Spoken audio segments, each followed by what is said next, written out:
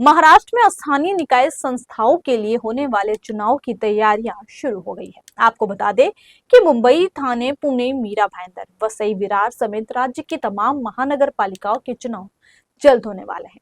भले ही अब तक तारीखों का ऐलान नहीं हुआ है, लेकिन सियासी दल अपनी चुनावी तैयारियों में पूरी तरह से जुट गए हैं। बीजेपी, शिवसेना से लेकर कांग्रेस और उद्धव ठाकरे की शिवसेना यूबीटी चुनावी तैयारी में जुटी हुई है। बीजेपी ने तो मिशन तय कर लिया है। दरअसल बीते दिनों सीएम देवेंद्र फडणवीस ने कार्यकर्ताओं से संवाद कर चुनावी तैयारियों में जुटने का निर्देश दे दिया है। सीएम फडणवीस ने कहा कि स्थानीय निकायों के चुनाव हमारे लिए एक बड़ी अग्नि परीक्षा है। आपको बता दें कि बीजेपी ने बीएमसी चुनाव में 150 सीटों पर चुनाव लड़ने और जीतने का लक्ष्य रखा है। वहीं शिवसेना शिंदे गुट ने बीएमसी चुनाव के लिए अपनी रणनीतिक तैयारी शुरू कर दी है। उसने बीएमसी की 227 सीटों में से 100 सीटों पर पूरी ताकत से चुनाव लड़ने की बात कही है।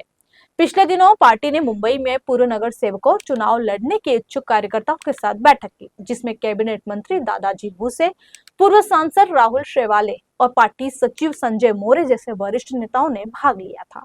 माना जा रहा है कि शिंदे सेना उप महापौर पद के लिए भी दावा कर सकते हैं।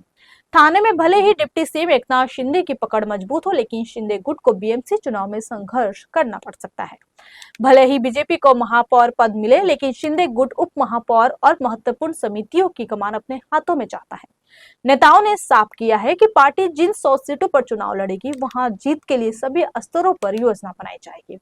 उधर महाराष्ट्र नवनिर्माण सेना के नेता संदीप देशपांडे ने कहा है कि अगर उद्धव सेना को लगता है कि मनसे के साथ गठबंधन संभव है, तो उन्हें एक ठोस प्रस्ताव के साथ सामने आना चाहिए, जिस पर हमारी पार्टी प्रमुख राज ठाकरे निर्णय लेंगे। देशपांडे ने आगे कहा कि हमने पहले भी प्रस्ताव भेजे थे, लेकिन हमें विश्वासघात का सामना करना पड़ा। अगर अब वे हमें साथ चाहते हैं, तो उन्हें राज ठाकरे को उचित प्रस्ताव भेजना चाहिए। वहीं चुनाव की तैयारियों के बीच महायुति में तोलमोल शुरू हो गया है। शिंदे की शिवसेना ने चुनाव से पहले बीजेपी के सामने अजीब शर्त रख दी है। शिवसेना का कहना है कि अगर बीजेपी मुंबई नगर निगम चुनाव में गठबंधन चाहती है, तो उसे थाने और कल्याण डोंबिवली में भी ऐसा ही करना होगा। शिवसेना ने बीजेपी पर दबाव बनाने के लिए उद्धव ठाकरे गुट के पार्षदों को शामिल करा रही है, ताकि गठबंधन नहीं होने की स्थिति में उन्हें चुनाव में उतारा जा सके। आपको बता दें कि निकाय चुनाव में गठबंधन को लेकर सीएम देवेंद्र फडणवीस ने कहा था कि बीजेपी पूरे प्रदेश में गठबंधन नहीं करेगी। इसके जवाब में शिवसेना ने भी अपनी चाल चल दी है और बीएमसी चुनाव के साथ अन्य निगमों में गठबंधन का दबाव बना दिया है। शिवसेना के नेताओं ने कहा कि बीजेपी मुंबई में गठबंधन करना चाहती है, तो उसे थाने और कल्याण डोंबिवली में शिवसेना का समर्थन करना होगा। अगर ऐसा हुआ तो बीजेपी बीएमसी की सत्ता में आ सकती है और शिवसेना थाने और कल्याण डोंबिवली में अपना दबदबा बनाए रख सकती है। आता सगळ्यात महत्त्वाचा मुद्दा असा आहे की सांगली जिल्ह्याने यावेळच्या विधानसभेच्या निवडणुकीमध्ये अतिशय अभूतपूर्व अशा प्रकारची कामगिरी केलेली आहे। त्याबद्दल पहिल्यांदा तुमचं सगळ्यांचं अभिनंदन करतो की प्रचंड अशा प्रकारचं यश हे भारतीय जनता पक्षाला तुमच्या सगळ्यांच्या आशीर्वादाने मिळालेलं आहे। आता आपली दुसरी परीक्षा ही सप्टेंबर ऑक्टोबर मध्ये येणार आहे, ज्यावेळी जिल्हा परिषदही होईल, महानगरपालिकाही होईल, नगरपालिकाही होतील। सगळ्या निवडणुका साधारणपणे 1-1.5 महिन्यात सगळ्या निवडणुका त्या काळामध्ये आटोपतील। कदाचित जिल्हा परिषद आणि नगरपालिका एकत्रित होतील किंवा एक 5-7 दिवसाचा त्यांच्यात अंतर असेल आणि त्यानंतर 15 दिवसांनी महानगरपालिका होतील। साधारणपणे जे काही जुना अंदाज आहे त्याच्या आधारावर हीच कार्यपद्धती आपलं जे इलेक्शन कमिशन आहे ते नेहमी अंगीकारतं। त्यामुळे आपल्याला ही तयारी केली पाहिजे। मागच्या काळामध्ये सांगली जिल्ह्याने महानगरपालिकाही जिंकली, जिल्हा परिषदही जिंकली, अनेक नगरपालिका आपण जिंकलो। त्यामुळे तुम्हाला पैकी मार्क मिळवण्याचा एक सराव यापूर्वी देखील झालेला आहे आणि मध्यंतरीच्या काळामध्ये निवडणुकाच न झाल्यामुळे काही अडचणी आपल्या झाल्या। ही गोष्ट खरी आहे की लोकसभेमध्ये आपल्याला पाहिजे ते यश मिळू शकलं नाही, पण आपल्याला सगळ्यांना माहिती आहे त्याची कारणं देखील आपल्याला माहिती आहे।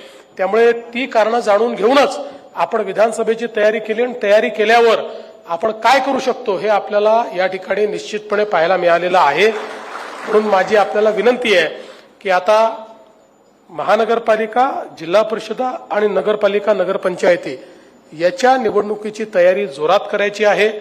पूर्ण ताकदीने आपल्याला लढायचं आहे। सगळ्या स्थानिक स्वराज्य संस्था या आपल्याला निवडून आणायच्या आहेत, कारण सरकार तेव्हाच काम करू शकतं जेव्हा स्थानिक स्वराज्य संस्था ही त्याच्याशी अलाईन असते. नाहीतर मग ती अलाईन नसली तर दिलेला पैसा कुठे जातो हे लक्षात येत नाही. तिथे अजून ते चार भानगडी करतात, त्यातनं अजून विकासाला कुठेतरी खीळ बसते. आणि म्हणून मला असं वाटतं की आपण सगळ्यांनी आता पुढच्या काळामध्ये थोडंसं पक्षाची नीट बांधणी करून बूथपर्यंतची रचना आपली एकदा ओव्हरहॉल करून निवडणुकीच्या मोडमध्ये येऊन या स्थानिक स्वराज्य संस्था जिंकल्या पाहिजेत. आणि मी तुम्हाला आश्वस्त करतो की तुम्ही स्थानिक स्वराज्य संस्था जिंकलात की त्यानंतर कुठल्याही परिस्थितीत जिथे जिथे तुम्ही जिंकाल त्या त्या ठिकाणी निधीची कुठली कमतरता मी पडू देणार नाही. मोठ्या प्रमाणात शासनाकडनं विकास कामं आपण त्या ठिकाणी करू आणि एक परिवर्तन घडवण्याचं काम आपण करू. फिलहाल के लिए इतना ही. इसी तरह के ताजा तरीन खबरों के लिए जुड़े रहिए 24 न्यूज से. तब तक के लिए मुझे दीजिए इजाजत. नमस्कार.